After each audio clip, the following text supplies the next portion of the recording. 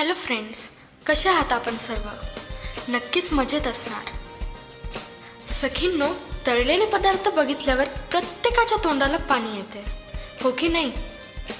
मानवाची ही प्राचीन काळापासून सवय आहे की त्याला चटपटीत, कुरकुरीत आणि खमंग सुगंध असलेले पदार्थ खावेसे वाटतात. कित्येक वेळेस टाइमपास म्हणूनही आपण असे पदार्थ खात असतो. तसेच असे स्नॅक्स खाल्यानंतर मूडही तितकाच फ्रेश होत असतो, बरोबर की नाही? चला तर मग आज आपण फिश फ्राय करू.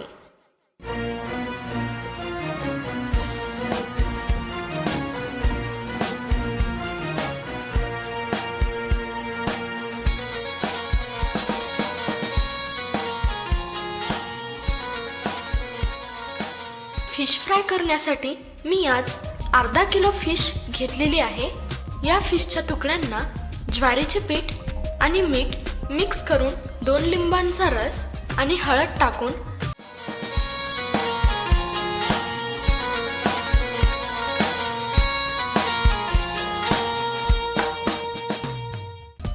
15 ते 20 मिनिटासाठी मुरवण्याकरिता झाकून ठेवूया.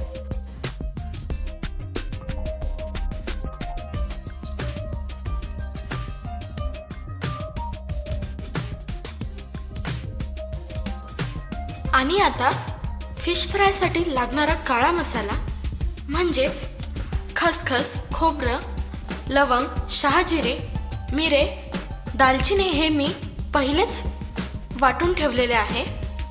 व तसेच त्यामध्ये 1 चमचा मिरची पावडर, 2 चमचा बेसन पीठ आणि सोबत थोडेसे मीठ आणि आले लसणाची व कोथिंबीरची पेस्ट यामध्ये मिक्स करून घेतली आहे. आता फ्राय करण्यासाठी तव्यावर 1 वाटी तेल टाकून तवा चांगला गरम करून घेऊया. आता हे मिक्स केलेले मसाला आणि वाटण फिशच्या तुकड्यांना दोन्ही बाजूने लावून घेऊया.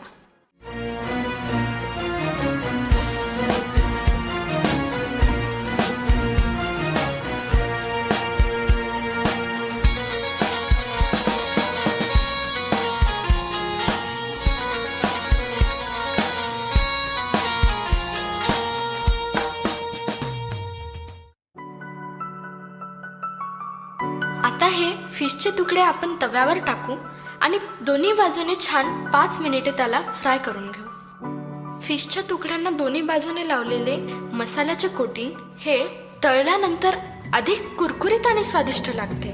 नॉनव्हेज खाणाऱ्या लोकांसाठी तर फिश फ्राय, चिकन फ्राय हे अत्यंत आवडतीचे पदार्थ आहेत. बऱ्याच वेळेस छोट्या मोठ्या गेट टुगेदरमध्ये फिश फ्राय हे भारी स्टार्टर आहे. अशा चटपटीत पदार्थांनी अनेकदा थकवा, ताण, तणाव, कंटाळा दूर होतो आणि मनही प्रसन्न होतं. म्हणूनच कदाचित असे तळलेले पदार्थ अनेकांना आवडत असतील.